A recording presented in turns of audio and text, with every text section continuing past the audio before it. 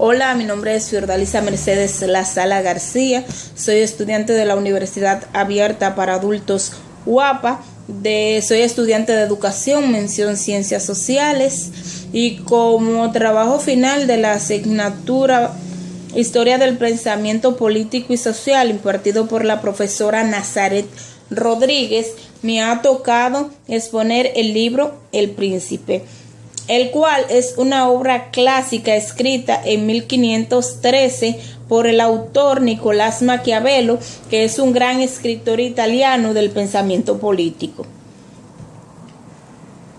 Esta obra consta de 26 capítulos, en los cuales su autor propuso las condiciones que habrían de caracterizar la forma de gobierno de un príncipe, entendida esta como la figura principal, el jefe o la cabeza del Estado. En su primer capítulo, ¿cuántas clases de principado hay y cuáles medios se adquieren?, nos dice que todos los estados y todas las soberanías que han ejercido o ejercen autoridad sobre los hombres son repúblicas o principados. Con respecto a los principados, los divide en dos, que pueden ser hereditarios, si la misma familia reina en ellos desde tiempos atrás, o nuevo, los cuales son elegidos por propia suerte o por virtud. En el segundo capítulo nos habla de los principados hereditarios.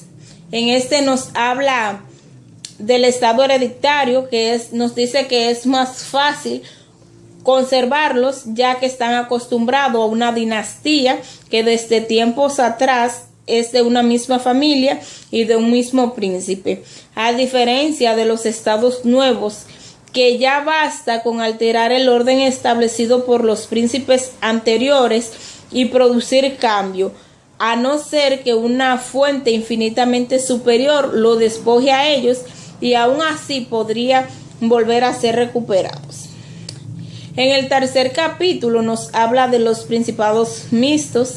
En este tercer capítulo de su libro, Maquiavelo expresa que un principado nuevo, en vez de ser del todo, es como un miembro incorporado a una soberanía, que pueden llamarse también soberanías mixtas.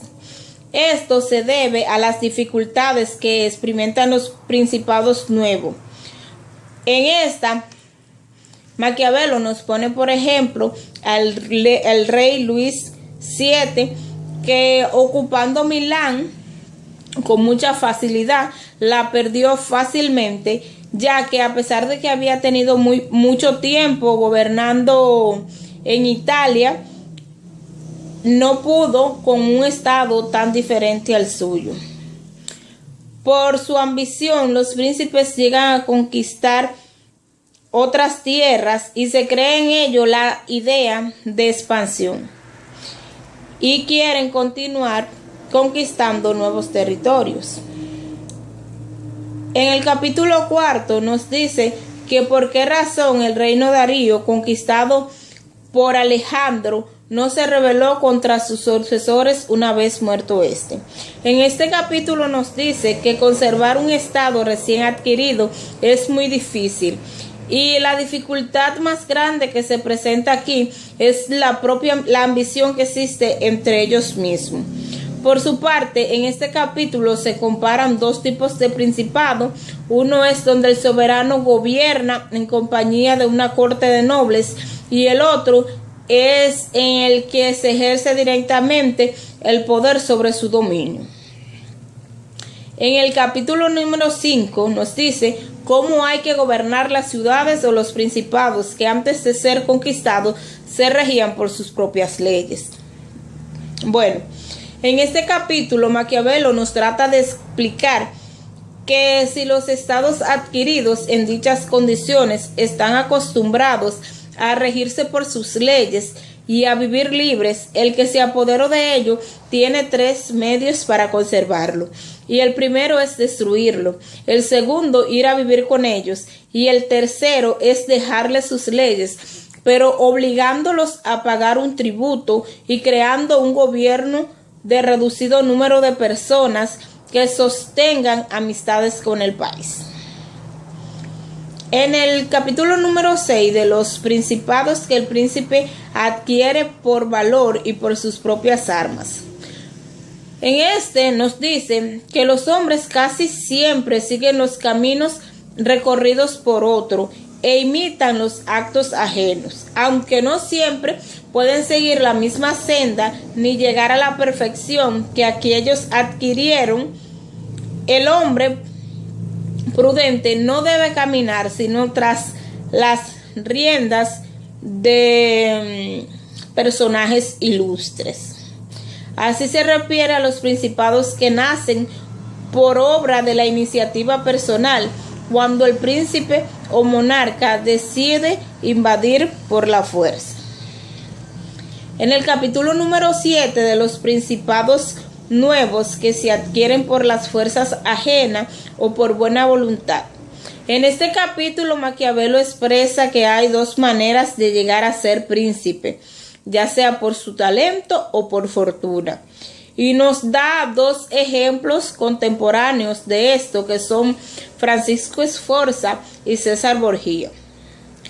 Los que solo por suerte se convierten en príncipe necesitan poco esfuerzo para llegar a hacerlo, pero para mantenerse necesitan de mucho trabajo. En el capítulo número 8 de su libro, de los que llegan al principado por medio de crímenes.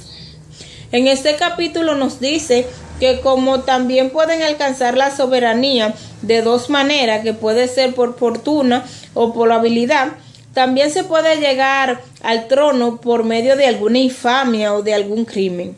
En este capítulo el autor trata de darnos un ejemplo de cuando los ciudadanos no tienen más remedio que someterse a la voluntad de otro, ya que su vida podría estar en peligro. En el capítulo número 9 de los principados civiles, en este capítulo trata de cuando los ciudadanos pueden llegar a ser príncipes de un país sin recurrir a la traición ni tener que derramar sangre. Eso es lo que podría llamarse un principado civil. Para conseguirlo no se necesita tanto suerte, sino tener grandes habilidades. Aquí nos dice que aunque llega al principado por favor de los grandes, o sea que el que llega al principado por favor de los grandes tropieza para conservarlo con más dificultades que en quien lo tiene por el pueblo. También nos habla en el capítulo número 10 cómo se deben medir las fuerzas de los gobiernos. En este capítulo trata de hacernos comprender a través de ejemplos, como a mediados del libro entero lo ha hecho. Nos habla aquí de las ciudades alemanas, las cuales gozaban de suma libertad y aunque tenían poco territorio, obedecían a un emperador siempre y cuando a ellos les plazca. Ellos no temen que nadie les ataque porque tienen grandes murallas. Con esto se refiere a los que son capaces de sostenerse a sí mismos, por abundancia de los hombres o por dinero. Pueden levantar un ejército respetable y representar batallas a cualquiera que se representar la batalla a cualquiera que se atreva a atacarlos. También nos habla en su capítulo número 11 de los principados eclesiásticos. Estos son más fáciles de adquirir que de conservar. La razón de esto es que ellos no llegan por suerte o por mérito. En otras palabras, para la adquisición de no se necesita gozar de una buena posición ni de fortuna. Únicamente se necesita reconocimiento por su labor espiritual. En el capítulo número 12 de las diversas clases de milicias y de los soldados mercenarios. En este capítulo nos habla sobre las tropas. Las tropas que sirven a las defensas de un estado o nación pueden ser nacionales, extranjeras o mixtas. Las tropas están integradas por personas dispuestas a brindar un servicio a la nación, Pero también es necesario que se cuiden los soldados mercenarios, pues estos tienen más deseo de poder y en el futuro pueden traicionar fácilmente. En cuanto a los mercenarios, todas las conquistas se debieron a sus propias armas, es decir, a la guerra marítima. En el capítulo número 13 de las tropas auxiliares mixtas y nacionales. En este capítulo nos habla sobre las tropas inútiles, que son las auxiliares. Es decir, que estas son las que pide el príncipe a sus aliados para su ayuda o defensa, como no hace mucho tiempo lo hizo el Papa Julio II, que después de probar tristemente las tropas mercenarias, tuvo que pedir ayuda a Fernando, rey de España, que comprometiérase a enviarle sus ejércitos. Los soldados mercenarios fueron los que constituyeron el ejército francés cuando expulsaron a los ingleses del territorio franco que por muchos años habían establecido en Francia. En el capítulo 14 de los deberes de un príncipe frente al ejército, en este capítulo nos expresa que la principal preocupación de un príncipe debe ser principalmente la guerra. No debe tener más idea que la organización y la disciplina militar, ni la de consagrar sus estudios en otra cosa. Este oficio propio de quien manda es la tal eficiencia de su ciencia, que no solo conservan los estados en lo que nacieron en el trono, sino que también elevan al trono a simples particulares de condiciones humildes. El príncipe ha de dedicarse por completo a los ejercicios militares e incluso debe ejercitarse en ellos con más ahíncos en tiempos de paz que en los tiempos de guerra, lo cual puede efectuarse en dos maneras: por los actos y por la imaginación. Continuamos con el capítulo número 15, el cual nos habla de las cosas por las cuales se alaba o se censura un hombre, principalmente a los príncipes. En este capítulo trata de hacernos ver que existe una gran diferencia en la manera en que se vive y en cómo se debería vivir. El hombre que se empeña en ser completamente bueno entre los que no lo son, perece tarde o temprano. Con esto lo que se nos quiere dejar dicho es que independientemente de la situación en la que se esté viviendo, el príncipe debe ser bueno o malo según la necesidad lo amerite. En su capítulo número 16 nos habla de la libertad y de la avaricia. Nos dice que si una persona es verdaderamente generoso y lo es de la manera que debe serlo, su generosidad no será conocida y pasará como avaro. Si se quiere merecer una forma de libertad entre los hombres, no hay que evitar ninguna clase de lujos, pero puede suceder que en el modo que el príncipe quiera vivir de esta manera, agote todo su tesoro, y que si quiere seguir conservando el estilo de vida que lleva, tenga que oprimir al pueblo para así poder conseguir dinero. También nos habla en el capítulo 17 de la crueldad y de la clemencia, y de que si vale más ser amado o temido.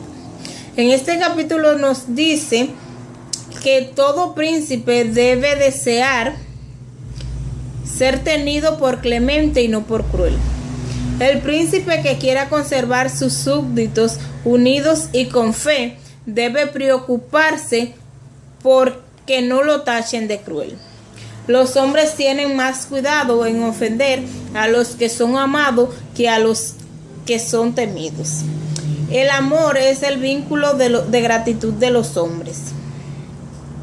Un príncipe prudente debe apoyarse en lo suyo y no en lo ajeno.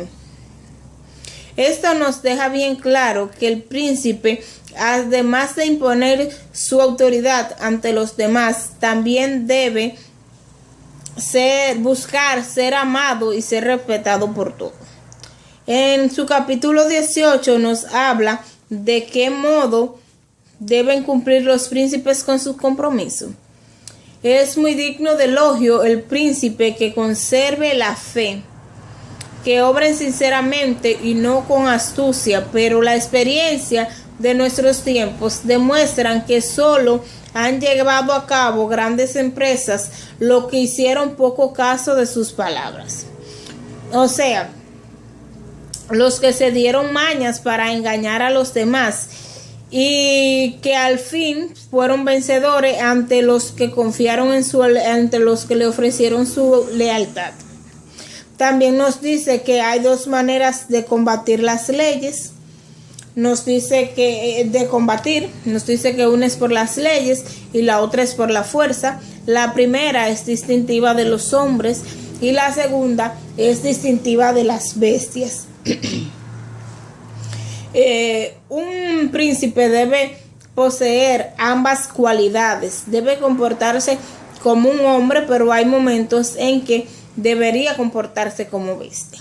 También nos habla en el capítulo 19, nos habla del príncipe debe evitar ser odiado y despreciado. El príncipe debe evitar a toda costa ser odiado o ser visto como odioso o despreciable ante los demás, con lo cual habrá cumplido su deber y no tendrá peligro alguno en las demás infamias. Lo debe evitar porque es más fácil dominar a su ciudad si no se hace despreciable. El príncipe que es bueno es amado por sus súbditos y los enemigos lo atacan con más dificultad. Siempre tendrán amigos, siempre que tengan buenas tropas y sus asuntos interiores siempre estén sólidamente organizados sin que venga una conspiración a perturbarlos. Y aún así, si viven de la manera en la que se ha expresado anteriormente y no se relajan, podrán resistirlo, como lo hizo, por ejemplo, Nabis de España. En el capítulo 20 nos habla de las fortalezas y otras varias cosas que hacen los países. ¿Son útiles o dañinas? Bueno, es necesario que los príncipes, para conservar sin inquietud sus estados, utilicen las fortalezas para desarmar a los súbditos que se dividieron en sus territorios conquistados, a los que favorecieron a sus mismos enemigos, a los que se esforzaron por atraer a aquellos que le inspiraba recelo al comienzo de su gobierno. Estas son algunas de las causas por las cuales se construyeron las fortalezas.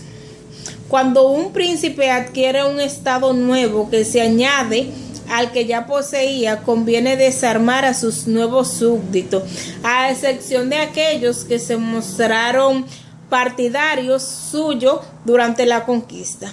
Los príncipes, para poder conservarse y se acostumbraron a construir fortalezas que sirvan de riendas y freno para todos aquellos que se atreven a obrar en su contra. También hablamos del capítulo 21, cómo se debe gobernar el príncipe para ser amado. El príncipe debe afanarse por parecer excelente y grande ante todos sus actos. También se hace apreciar cuando es amigo verdadero y también cuando es enemigo verdadero. Es decir, que sin mira alguna se declara francamente a favor o en contra de otro. Siempre es mejor hacerlo así que permanecer en neutralidad. Los príncipes nunca deben aliarse a otro con mayor poder para atacar a terceros. El príncipe debe también mostrarse